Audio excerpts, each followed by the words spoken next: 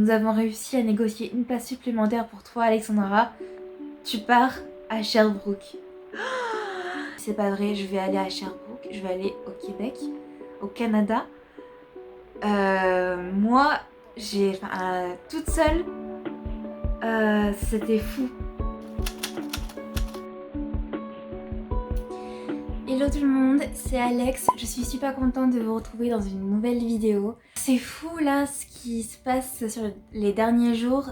J'ai vu la chaîne grandir en quelques jours grâce à la vidéo sur mon arrivée à Montréal pendant mes vacances. Enfin, je suis allée en vacances une semaine, 10 jours à Montréal et la vidéo de mon arrivée a eu du succès et j'ai eu beaucoup d'abonnés, beaucoup de bons retours et des questions, des choses comme ça. Donc franchement, je suis super contente que la vidéo vous ait plu.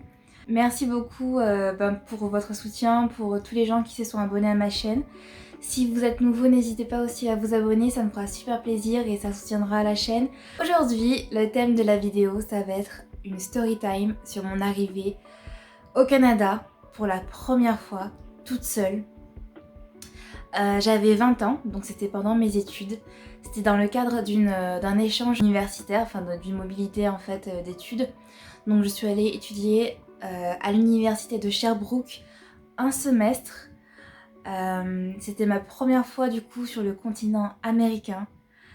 J'avais jamais pris l'avion pour aller du coup de ce côté-là du globe. C'était la première fois sans mes parents aussi. C'était un peu la première fois un peu de plein de choses. C'était l'aventure. Et aujourd'hui, je vais vous raconter du coup comment c'est passé, comment j'ai pu aller au Canada, le financement, etc. Grâce à comment j'ai pu le faire pendant mes études. Et un peu vous raconter comment ça s'est passé sur place, etc.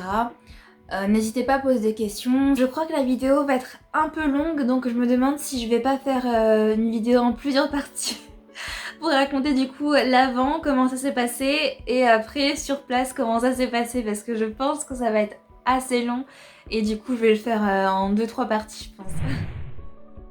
J'étais en licence, en deuxième année de licence à l'université et je suivais du coup une licence en marketing, voilà, c'est généraliste, etc. Et du coup il fallait se décider pour la troisième année de licence. Du coup j'avais le choix en fait entre obtenir la licence généraliste marketing ou en fait participer à un nouveau programme international qui s'appelait la licence International Management à l'université de Montpellier à l'époque. Ça consistait à avoir la moitié des cours, enfin un semestre du coup, le premier semestre en anglais, tous les cours en anglais, et deuxième semestre soit Erasmus, soit mobilité d'études dans un autre pays comme du coup le Canada. Dans la classe du coup, comme c'était une nouvelle classe, il n'y avait pas beaucoup d'étudiants, on était une petite vingtaine. C'était tout nouveau avec mon université, donc on était les premiers cobayes on va dire. J'ai mis en premier choix que je voulais du coup intégrer cette classe-là de licence International Management. Il fallait déjà que tu aies ton pays. Donc la fac nous avait fourni en fait une liste de pays dans lesquels ils avaient en fait des partenariats avec les universités. Et au début, je vois qu'il y a Suède, Norvège, Canada et après d'autres pays européens, etc. Et du coup, je me suis dit, bon allez, c'est maintenant ou jamais. J'ai toujours voulu aller sur le continent américain, voir comment ça se passe, etc. Quand on m'a parlé de cette classe, je me suis dit, c'est le moment. Je l'ai mis en premier choix et je me suis dit, Alexandra, allez vas-y, c'est ton moment de voyager à l'étranger. Donc au début j'avais mis Canada en tout premier, donc c'était l'université de Sherbrooke, et j'avais mis, bon si j'avais pas le Canada, j'avais mis Suède et Norvège parce que j'adore les pays scandinaves, j'ai trop envie aussi d'aller voyager là-bas et de voir un peu comment c'est. Donc c'était mon choix.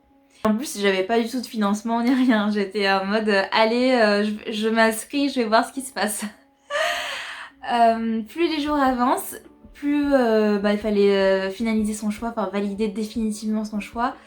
Et là je commence à penser au budget, je me dis mince, j'ai pas du tout d'économie, j'ai 19-20 ans, comment je vais faire pour y aller. J'ai commencé à me renseigner sur les prêts et j'ai entendu parler du coup d'un prêt, de prêt étudiant où en fait c'était l'État qui était cautionnaire.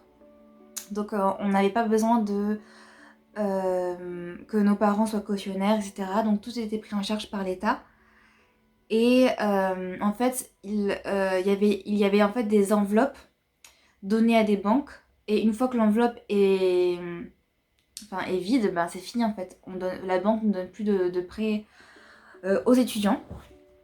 Et du coup, ben, je m'étais renseignée du coup avec la banque que j'avais. C'était le Crédit Agricole et du coup, je leur ai parlé du coup d'un prêt comme ça, de ce type-là, pour voyager, faire une mobilité d'études. Et du coup, ils m'ont pas suivi sur... Enfin, voilà, j'ai eu un refus. Donc j'étais assez déçue, j'étais assez frustrée parce que du coup, je me suis dit, bah dis donc, enfin, j'étais pas encouragée quoi. Donc ce que j'ai fait, c'est que je me suis dit, allez c'est bon, je vais changer de banque. Puisque du coup ma banque ben, de toujours ne m'accompagne pas, je vais changer de banque. J'étais allée au Crédit Mutuel et je leur ai parlé du coup de ce prêt étudiant là avec l'État en cautionnaire. Le conseiller que j'ai eu était super sympa, il m'a tout bien expliqué et il m'a dit écoute, l'enveloppe on l'a pas encore pour le moment, mais dans X jours on va l'avoir. Donc il faut que, que tu passes du coup en première. C'est le premier arrivé, premier servi. Donc il fallait que du coup je passe dans l'une des premières pour demander mon prêt et du coup pour avoir la somme que je voulais. Et j'ai décidé de partir du coup avec le Crédit Mutuel qui proposait du coup ces prêts étudiants là. Et j'ai complètement quitté mon ancienne banque parce que voilà, j'étais pas soutenue et du coup j'étais déçue et je me suis dit bah je vais pas payer des frais bancaires, des frais de gestion de compte pour une banque qui me soutient pas dans un projet qui était important pour moi. J'avais jamais fait de prêt de ma vie donc j'étais stressée. Je me disais oh mon dieu, même mes parents étaient un peu stressés pour moi, enfin voilà quoi. Donc mais enfin c'est vrai que maintenant, avec du recul, je vois qu'il y a plein de jeunes maintenant qui font des prêts pour aller en école de commerce, enfin, etc. Donc c'est cool, on est dans un mood où on prend notre vie en main, on prend notre destin. Donc sur le coup, ça m'a fait peur, mais je me suis dit, allez, je vais tout bien planifier, etc. Et je me suis dit, je suis prête à faire un prêt pour aller au Canada. Je suis vraiment prête pour faire un prêt pour aller au Canada. Ça vaut le coup. J'étais à fond, j'étais motivée. Donc ce que j'ai fait auprès de ma fac, c'est que j'ai dit que... Enfin, j'ai supprimé mes vœux pour aller en Suède et en Norvège. J'ai dit, soit je fais le prêt pour aller au Canada, soit je ne suis pas prise au Canada et je ne fais pas de prêt et je reste du coup dans la filière généraliste. Donc j'étais partie là-dessus. Donc vraiment j'avais comme seul choix, unique choix, Université de Sherbrooke, Canada, Québec. La fac a commencé à étudier les candidatures, donc chacun s'est vu attribuer un de ses vœux en Erasmus ou autre, etc. Et je reçois... Enfin, je commence un peu à perdre espoir parce que je me dis que bon, mes notes elles sont pas folles. Enfin, ça va, je fais du mieux que je peux, mais je suis pas non plus majeure de promo, je suis pas l'une des meilleures de la classe, etc. Et il y avait... Enfin, faut savoir qu'il y avait pas mal de gens hyper calés avec de super bonnes notes qui s'étaient du coup inscrits au programme. Donc je me suis dit, bon bah ce sera du coup les meilleures notes qui vont passer en premier. Donc je commençais un peu à perdre espoir. Et là, je reçois du coup un retour de la fac. Et je vois que c'est écrit nous avons réussi à négocier une place supplémentaire pour toi, Alexandra. Tu pars à Sherbrooke. Et là, j'étais comme une folle. Je me suis dit... En fait, non. Quand c'est des nouvelles comme ça, je reste silencieuse. Et je relis la phrase plusieurs fois. Je me dis, c'est pas vrai, je vais aller à Sherbrooke. Je vais aller au Québec, au Canada. Moi, toute seule, c'était fou. C'était fou. Donc dès que j'ai eu cette nouvelle-là, direct, je suis allée à la banque qui était juste à côté de la fac. Et j'ai repris contact du coup avec le conseiller. J'ai dit ça y est, j'ai bien la validation que je peux partir à Sherbrooke au Canada. est-ce que je peux avoir du coup mon prêt étudiant, est-ce que c'est bon? J'avais fait le budget. Je devais rester du coup 5 mois là-bas et j'avais calculé, enfin avec mon budget de l'époque, j'avais un peu regardé du coup les logements, etc. Et je suis allée du coup demander 6 300 € je crois comme prêt étudiant. Et là, bah, le prêt est accepté, tout roule et j'en reviens pas quoi. J'en reviens pas, enfin je me dis tout roule, enfin c'était ma chance. Et en plus, enfin, le conseiller est revenu vers moi quelques jours après en me disant ben juste après toi il y a une fille qui est venue du coup et qui a pris le reste de l'enveloppe disponible pour les prêts étudiants pour s'inscrire dans son école de commerce. Donc les gens d'après, ben c'était trop tard pour eux quoi. Donc c'était vraiment ma chance. J'ai pris mon destin en main et j'avais mon prêt et c'était fait. Faut savoir que bon j'étais super jeune, j'avais enfin 19-20 ans, j'avais jamais fait de prêt de ma vie. J'y connaissais rien au prêt, enfin aux frais, etc. Enfin, c'était hyper nouveau, donc d'un côté j'étais un peu stressée parce que j'avais pas non plus envie de me faire avoir, et du coup enfin avec le banquier j'avais vu du coup qu'il était possible de décaler le remboursement du prêt. Et donc on l'avait mis, enfin que j'avais mis que je voulais le rembourser 1 an après la fin de mes études. Donc c'était la fin de mes études, c'était 3 ans plus tard. Donc j'avais mis que je commencerais du coup à rembourser le prêt 3 ans plus tard. Et du coup en attendant, j'avais que les intérêts à rembourser, je crois que c'était 17 € par mois. Donc je pouvais les rembourser du coup avec la bourse bah, du Crous que j'avais à l'époque. Donc voilà, ça m'a rendue vachement responsable. Fallait vraiment que je m'occupe bien de mon budget. C'était vraiment tout nouveau, mais du coup, enfin, j'étais à fond. J'étais tellement à fond, j'étais tellement contente de partir au Canada, de saisir ma chance, de saisir, ben voilà, que j'étais à fond, j'ai tout bien planifié, etc. Et franchement, en y repensant, je me dis que j'ai vachement eu du courage parce que, enfin, quand j'en parle à des gens autour de moi, c'est vrai que pas grand monde ose partir à l'étranger à 19-20 ans, tout seul, comme ça, et enfin, c'est fou quoi. Donc, en y repensant, je suis vachement fière de moi.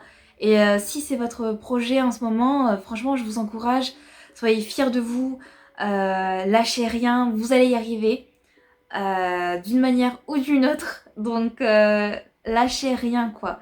Et c'est ce que je me disais quand j'ai pas pu aller voir ma correspondante au lycée. Je me disais c'est pas grave.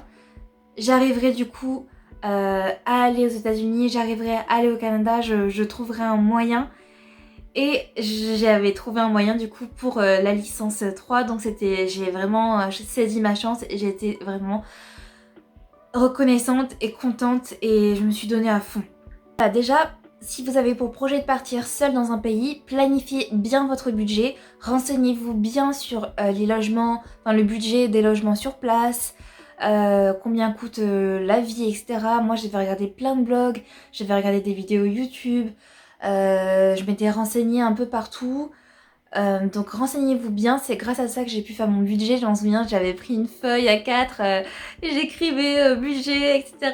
Mais franchement, mais en y repensant, franchement, c'est super cool, je suis vachement fière de moi. Et donc, pour trouver en fait combien allait coûter la vie sur place, enfin, au niveau des logements à Sherbrooke, etc., j'étais allée sur Kijiji, qui est en fait l'équivalent du Bon Coin au Canada. Et du coup, enfin, je savais que je voulais faire une coloc parce que je voulais pas rester seule, je voulais qu'il y ait des gens avec moi. Bah, si jamais j'avais des questions, etc. Et ça me rassurait de ne pas être toute seule. Et puis la coloc c'était cool parce que aussi ben, c'est moins cher. Donc, donc j'étais allée voir du coup sur Kijiji le prix des chambres, etc. Et c'était super, j'avais eu une chambre pour 300 $ canadiens. Elle était super grande. Et puis on partageait du coup la cuisine, la salle de bain avec mes deux autres colocs. Et attention, après ça vous engage, etc. Donc gérez bien l'info, surtout quand vous êtes jeune et que vous n'avez pas encore de revenus stables. Commencer à faire ma licence, donc avec les cours en anglais, etc. C'était cool franchement parce que du coup ça nous obligeait à parler anglais tout le temps, à essayer de réfléchir en anglais, à faire des projets en anglais. Et en parallèle, j'ai tout préparé pour tout ce qui était visa d'études, etc. Donc j'avais bien reçu la lettre d'acceptation de Sherbrooke. Et voilà, j'ai pu demander mon visa étudiant. Il fallait que j'atteste du coup que j'avais les fonds nécessaires. Donc grâce au prêt de la banque, j'avais du coup fait une capture d'écran de mes comptes bancaires. J'avais bien montré que j'avais les 6 300 € du coup sur mon compte. Au Québec, en fait, il y a des accords pour les Français. Donc j'avais la sécurité sociale, mais version en fait québécoise. Donc c'était super, enfin la fac m'a donné vraiment les documents nécessaires, j'ai fait mes recherches et de toute façon bah, j'étais suivie quoi dans mon projet. Euh, et du coup j'ai été accompagnée du coup par l'université et enfin mon université en France et aussi ben, j'avais des demandes de papier de l'université aussi à Sherbrooke. Donc voilà comment j'ai pu déjà entrer, mettre un pas au Canada. Donc sur toute la partie un peu financement, préparation en fait des papiers en amont, visa, etc. Donc sur les mois, voilà. J'ai fait du coup sur tous les mois en fait de cours en France et je suis partie ensuite en décembre au Québec. Je pense que je vais arrêter la première partie ici. Si jamais vous avez des questions sur, bah, sur la première partie, donc financement, prêt étudiant, etc., n'hésitez pas à poser du coup vos questions en commentaire. Et je pense que je vais faire du coup une partie 2 sur comment ça s'est passé quand je suis arrivée du coup sur le sol canadien. Comment j'ai fait pour trouver mon logement, c'était pas facile, j'ai failli dormir dehors. Et comment j'ai vécu ma mobilité au Québec, le positif, le négatif, etc. Donc là, je vous ai donné du coup un avant-goût, les prémices, en fait, la préparation, comment ça s'est passé pour moi, etc. Mais n'hésitez pas du coup à suivre la partie 2 une fois que je suis du coup arrivée sur place, comment ça s'est passé. Allez, je vous retrouve dans la prochaine vidéo que je mettrai en ligne, je pense, dans quelques jours. Et donc là, je me suis dit, oh mince, comment je vais faire pour rentrer chez moi? Il commence à faire nuit, c'est l'hiver, et je suis paumée quoi. Je sais pas où est.